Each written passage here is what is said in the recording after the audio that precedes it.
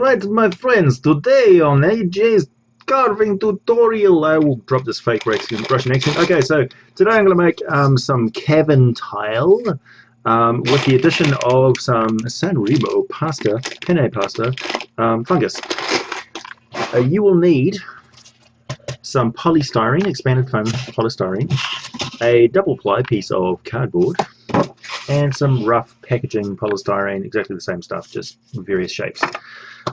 Also, some hot glue sticks, hot melt glue sticks, a mini hot glue gun, which is warming up beside me, just trust me, it's there, and I'm going to be using a craft knife for this one, not my usual. I usually use a box cutter knife, but I don't know where it is right now, so it's on holiday.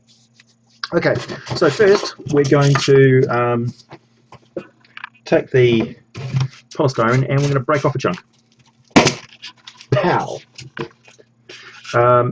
So as you can see, it's made up of many little bobbly bubbles that are stuck together. What we are intending to do here is to make it look like natural rock, and today I'm going to build this so that it's actually layered up with some steps in the side and then some sort of KOTOR evil shrine monster thing here. So this is going to be carved a little bit more intricately than usual. So I'm going to start on this, and as we can see, it's got these crenellations in it which are going to give us a sort of a rough outline. I'm going to use base it on a carving design of a Maori tiki, which is a native traditional carving here in New Zealand, and I'm just going to get stuck into it. So with polystyrene, it slices, so it's slicing motions, and you can snap off bits as well. So slicing motions will cut through it much better than jagged sawing like that. That really won't work. It's slice, slice, slice, like you're carving really soft wood or something. And it's okay to be rough and leave lots of little bits of fluff all over the place. I mean, you're going to get polystyrene fluff everywhere. Snow, I call it. Soviet snow.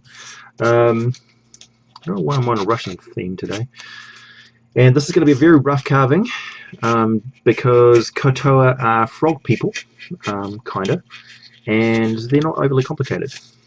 So I imagine their carving skills are not overly fine like a dwarf or something. So we've got the head shape, carve a mouth into it. I don't want to carve too deeply into it because I want to preserve the structural strength of it. And I'm going to poke that out with the tip of my blade.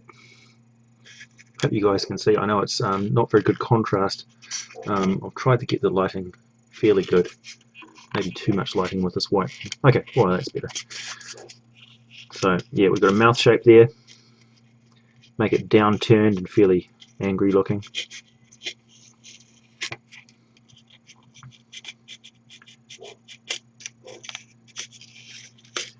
You've got to work. You can't get too fine because you're working with the bubbles of this stuff. And put some eyes in there. The eyes are fairly round and large.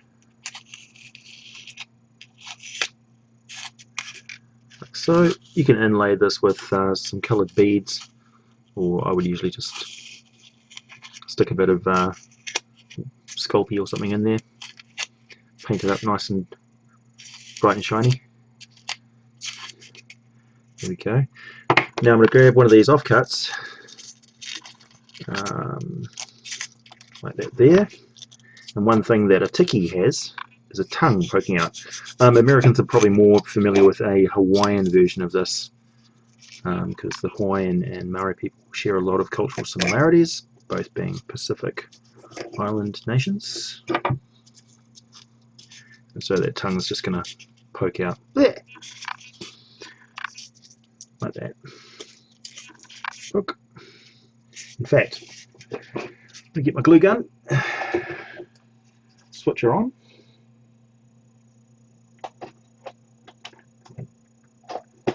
I pre-melted a little bit of glue in there. It should be just a dab.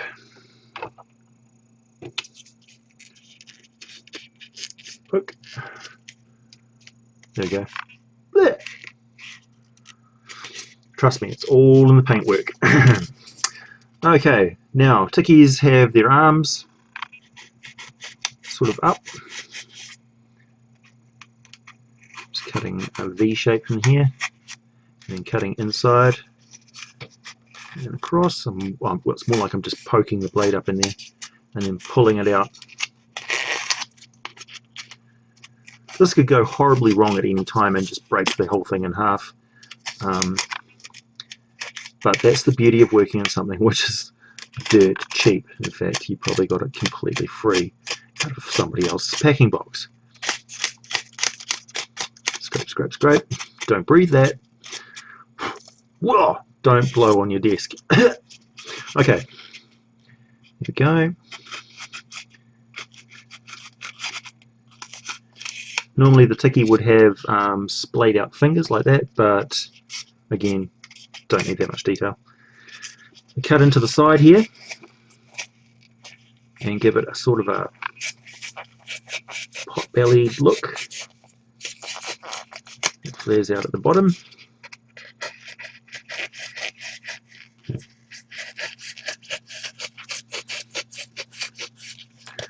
Now you notice that I generally cut away from myself. I'm doing this. And do it with a fair amount of safety and control, I suppose. There we go. And I'm going to carve into this bottom bit as well a V-shaped cut. Again, pull.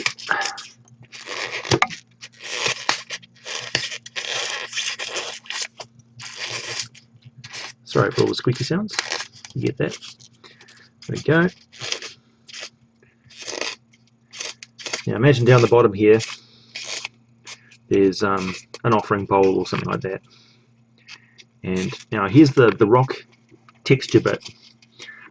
So I'm going to just carve chunks, wedges, almost like it's been clawed by a beast, and just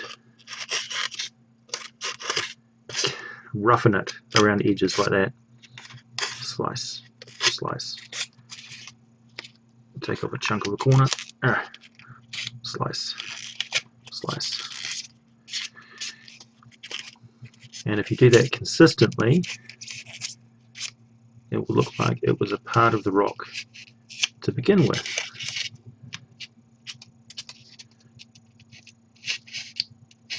Slice, slice. There we go.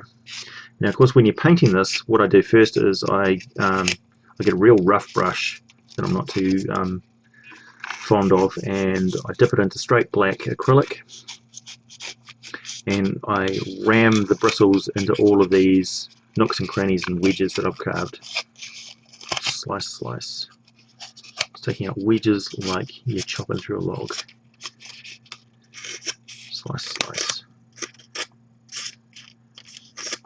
Like that. Slice, slice, slice.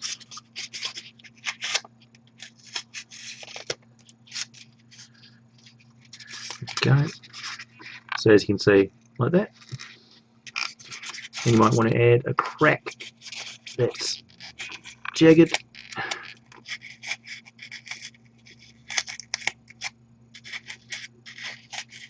Get some narrower.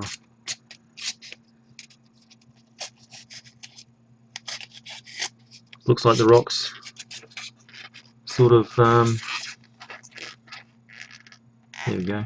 Looks like the rocks cracked almost completely in half. They're just resting there, sitting on there. That's a good look too. Just a jagged slice across there. Might want to carry that on in the front. Just use the point of your blade. Pull out individual beads. Yeah, nice. Okay, so there's our ticky shape. Makes this look like it's lost a foot.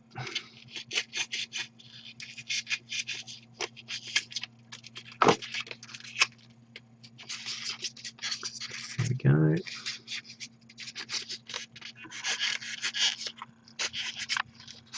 Okay, nice and distressed looking now. There we go. Okay, there's our ticky. Alright, next we're going to take this bit of polystyrene here, we're going to glue them together. I'm just going to glue them roughly in the middle. Yeah, like that. Oops. I'll use my glue stick.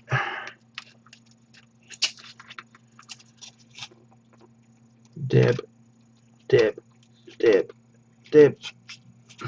Now, I don't know if you can see that, but it's smoking and going into there because it is actually melting the polystyrene.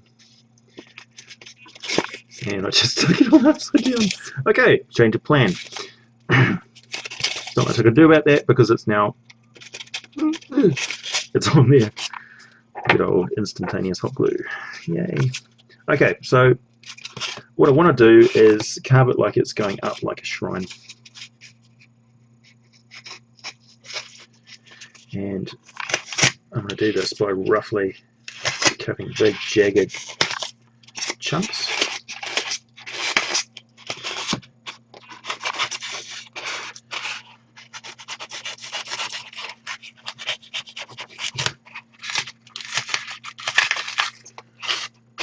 Now, when you, of course, cut through those two layers, they now become one. You can barely even see the join. But in this case, I don't mind if you really see a little bit of the slab-like nature of it. Cut some sort of steps into here.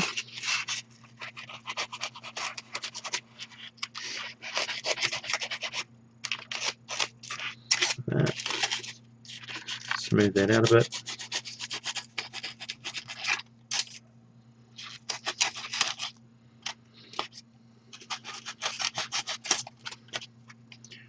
Cut right into here.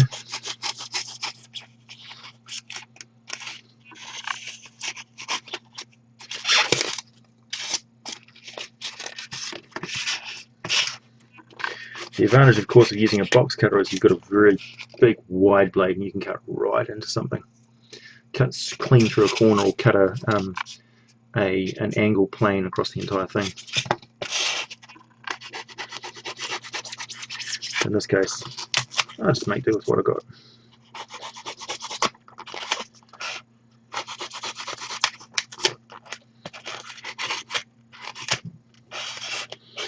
Now be sure to keep in mind that the average base of a miniature is about that. Okay, so you're looking at angles that you can put things onto. So I'm going to need to flatten that off a bit if I want to put a miniature on there. And it's okay if it's really jagged around it, but you want to keep surfaces for miniatures relatively flat and plain. So they can fit in there nicely.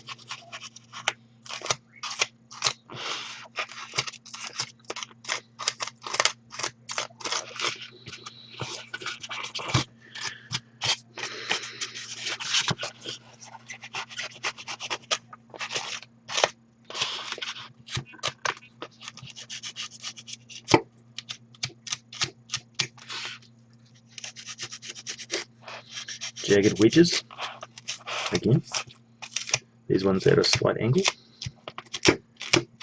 they always angle down towards the base.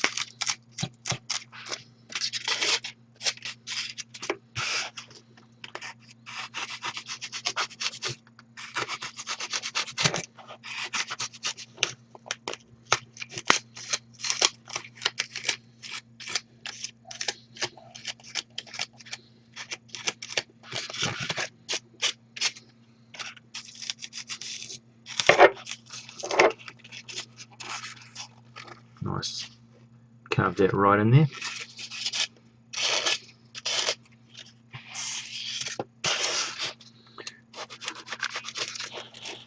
Just a little natural pancake overhang.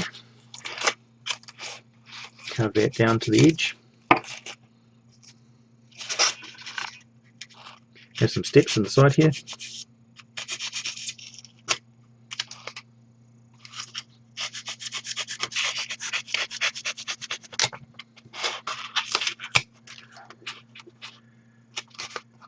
Again, big enough for your miniature to sit on.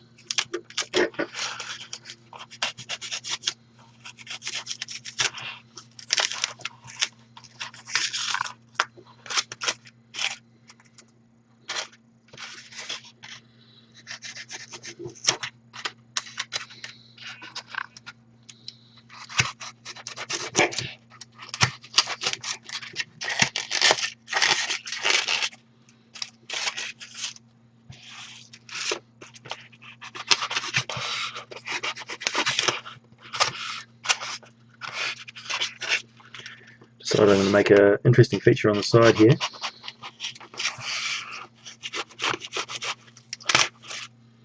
Rather cut these bits off and right.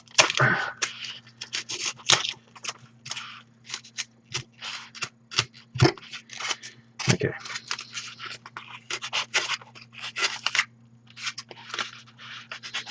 Can't emphasize enough how much these wedges really play a part in the end design. And I'm varying like the wedge distance and how far I'm coming in from the edge, and I'm making irregularities but with angular jagged motions all over it, and really just go for it. Just hack into the thing and see what happens. Yeah, it's looking good. Okay, I'm gonna countersink and glue in a couple of bits of polystyrene.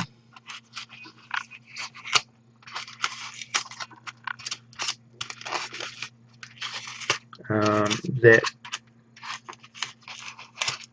will be poking out of the structure to give it that jumbled stone feel. Summon leg glue stick. Dab dab. And stick on a bit of ochre. A bit more dab dab.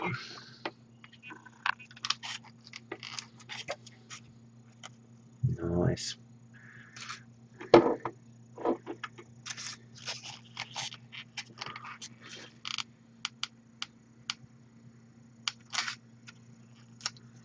What did we say about not blowing on the table? Grab another bit of offcut somewhere. Nothing really big enough, so we're just going to break off another bit.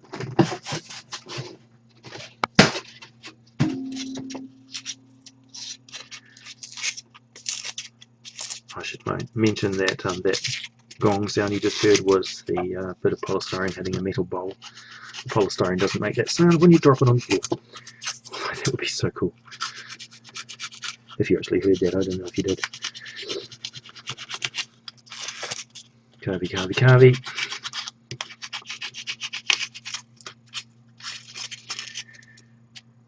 Wedges. Poke, poke, poke.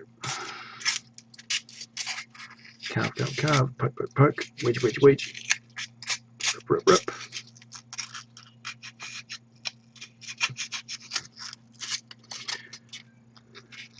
Rule of thumb is don't leave right angles like that anywhere. Big, long chunks like that.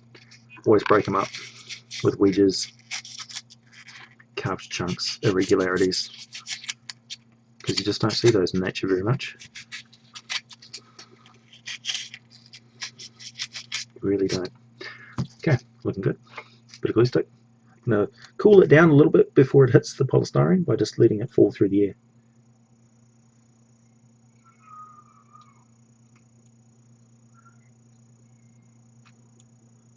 there's a technique for you.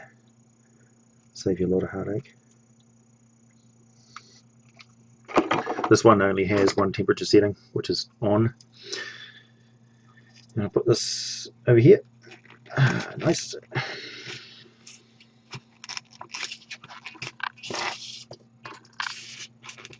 Can't bit off that.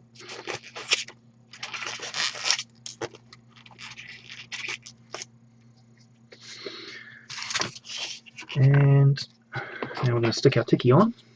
Stick the ticky. Oh, nice. There's a natural hole there. You can have a river of blood or something coming out of it, or some sort of slime. Lovely. And then the glue stick fall through the air.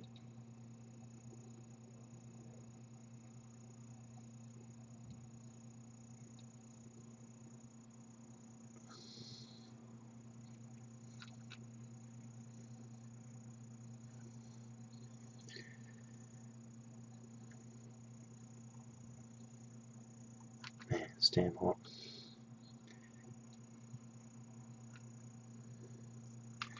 Not sure what the melting point of the polystyrene is, but it's pretty close to that of the glue stick.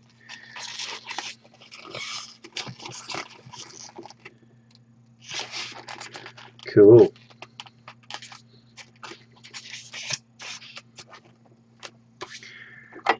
Now, just to make it more interesting, I'm going to add glue stick.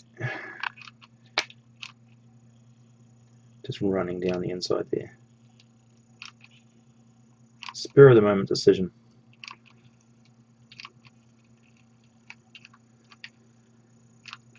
I know that there's a shrine in India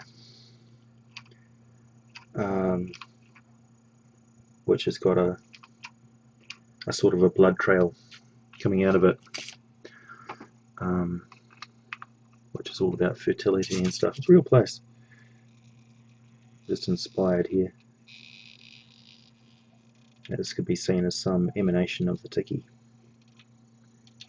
This spirit of the katoa, or troglodytes, or goblins maybe. Fertility place. Very important. Fertility to underground races.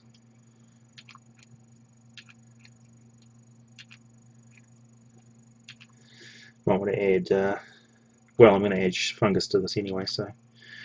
Okay, fungus. Real simple. Grab our penny pasta. Here those, not many.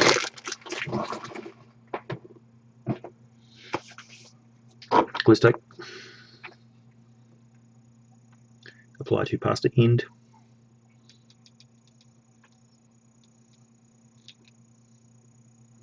Be generous. Decent dab. Now, stick that on. And you're going to have these radiating out from a central spot. Like they're going poof. Because that's kind of how they grow.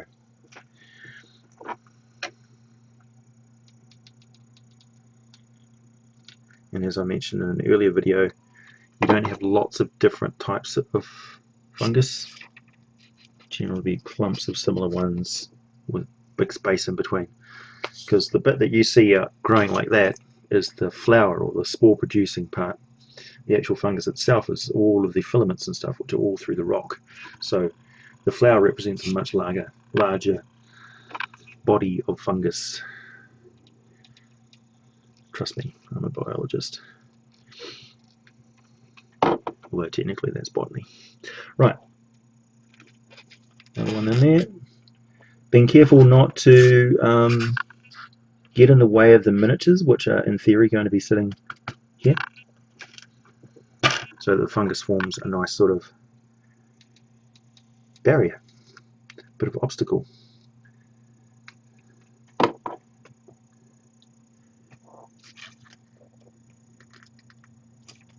There we go. Fungus. And that's it. That's all you need. You don't need to put fungus all over this thing. Just one little clump of it. Done. Thematically, that's all you need. Okay. Carve off a few more bits. So it's not too square looking.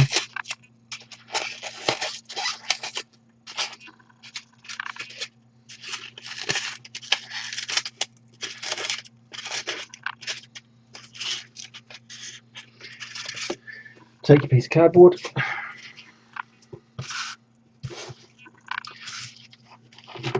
Take a marker pen.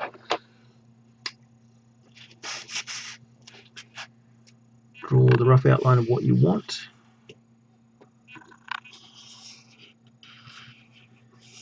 Now I'm going to have this. Notice I'm going way past the edge of the polystyrene because I'm going to have this built up in a couple of layers.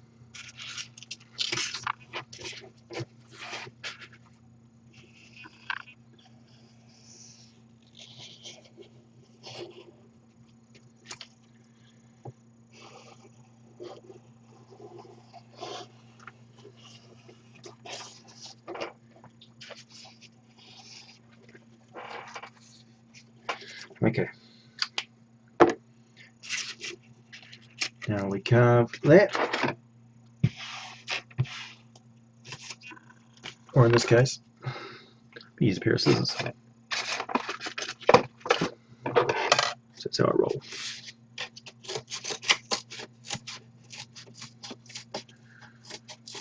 I'm kind of timing this video, which is now 26 minutes or so, by the bowl of ice cream I was eating before I started this on the spur of the moment.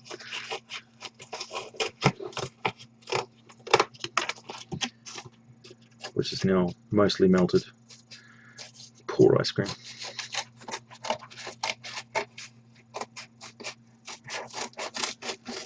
But probably for the best, right, crafters? Choppy, choppy, choppy.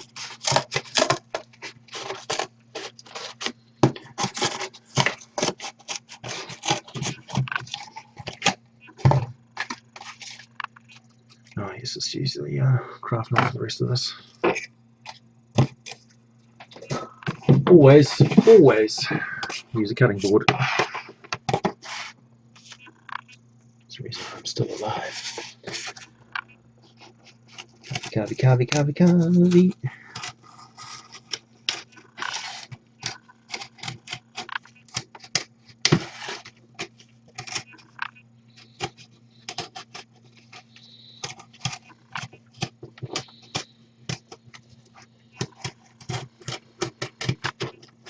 Forgive me for the lack of scale, or that this is not appropriate size or painted.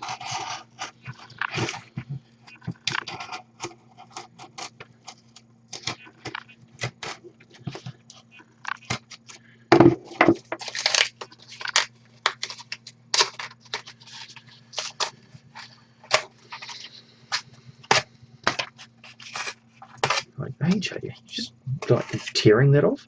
Yeah. Like a monster. Alright. So, now, take a glue stick. We're going to need extra glue stick here.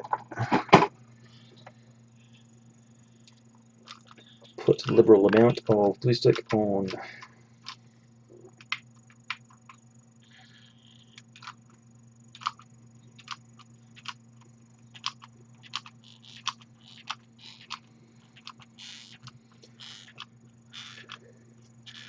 also, just a thank you to everybody who showed interest in this.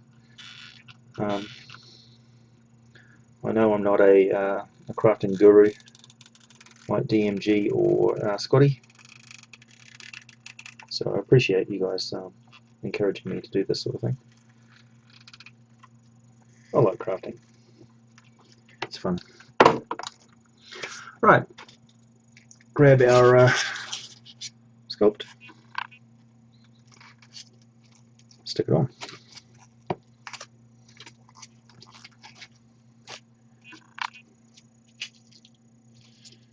we go. So as you can see, the cardboard just breaks up the square nature of that elevation. Now take your glue stick and just tidy up the edges and just shove it in. Squirt, squirt, squirt. Like you're sealing up a window or a bathroom sink. The technical term is grout.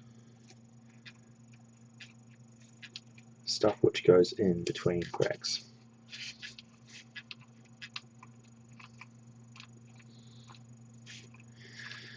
One of the reasons I do that is aesthetic, because it looks better, and the other is that so if something catches the edge of the polystyrene, it's not going to tear it up and pull it off the base or break off a chunk of it. If you want to make this really tough, I recommend applying pigmented epoxy glue to the entire thing to make basically fiberglass in a way. It will be extremely tough, also extremely glossy. But if you wanted to make really, really cool, expensive obsidian looking stuff, that's what I would do. Come on, little glue stick, melt that glue. You can do it. I swear I'm just pushing it out with pressure. Do it. Do it. Sheila Bow style. Do it.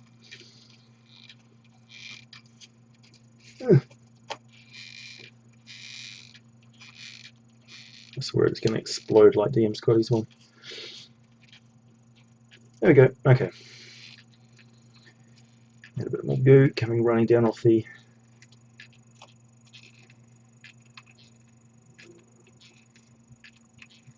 It's going to look good with a bit of paint.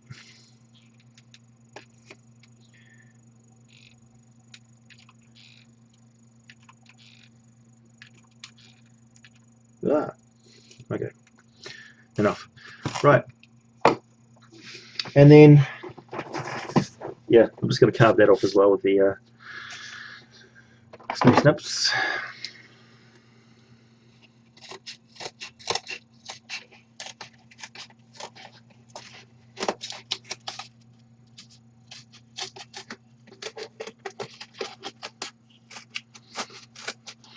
When I'm throwing couture against players, I always emphasize how slimy and smelly and amphibious and depraved they are. Like, deeply depraved. The gods are all like just sick and twisted individuals, and their sacrifices are orgiastic.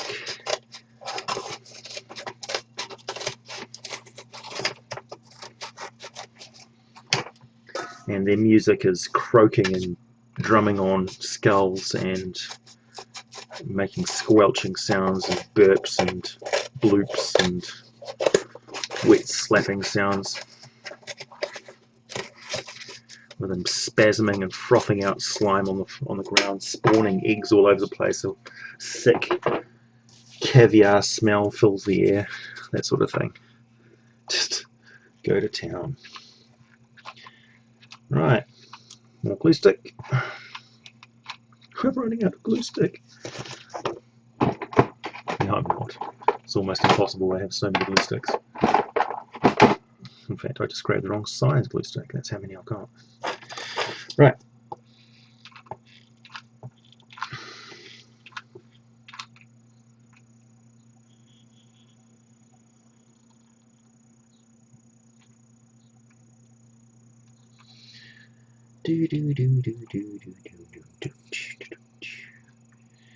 Crafting music. In case any of you ever wondered, I'm not going to put any music in the background of this video. Normally, this is exactly how quiet my room is. You don't hear anything, and I add all the sounds in after. Plonk.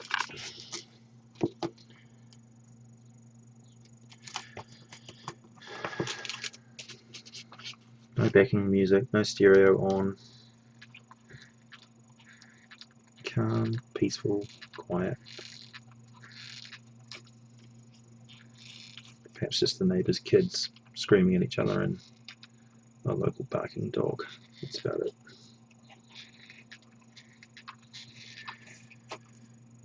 Again, around the edges.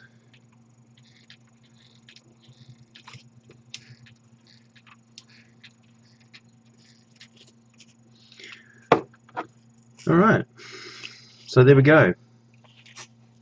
Kotoa Tiki statue. Bit of fungus, raised platform, quite a large central piece for a large cavern. And I will paint this up with black, white and grey. Maybe add a little bit of rubble, a bit of popcorn. Who knows? And yeah, and it's all done. But that's the basic, that's how easy it is to carve up natural looking stone. Thanks for watching. Now I've got a lot of snow to clean up. Yay.